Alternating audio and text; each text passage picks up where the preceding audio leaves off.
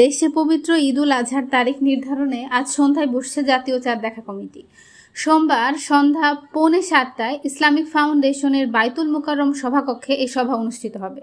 সভায় সভাপতিত্ব করবেন ধর্মমন্ত্রী কাজী শাহ মুফাজ্জল হুসাইন কায়কোবাদ। ইসলামিক ফাউন্ডেশনের এক সংবাদ বিজ্ঞপ্তিতে জানানো হয়েছে, 1447 হিজরি সনের জিলহজ মাসের চাঁদ দেখা এবং পবিত্র ঈদুল আজহার তারিখ নির্ধারণের লক্ষ্যে এই সভা আহ্বান করা হয়েছে। ইসলামী বিধান অনুযায়ী জিলহজ মাসের 10 তারিখে উদযাপিত হয় পবিত্র ঈদুল আজহা বা কোরবানির ঈদ। আজ দেশের আকাশে জিলহজ মাসের চাঁদ দেখা গেলে আগামীকাল মঙ্গলবার থেকে জিলহজ মাস গণনা শুরু হবে।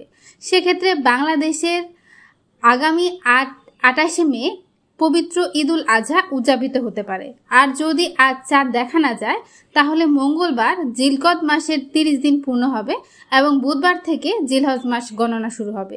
সেক্ষেত্রে ঈদুল আজহা উদযাপিত হবে আগামী 29শে মে। চাঁদ দেখা গেলে তা জাতীয় চাঁদ দেখা কমিটিকে জানাতে দেশের মানুষকে অনুরোধ জানিয়েছে ইসলামিক ফাউন্ডেশন।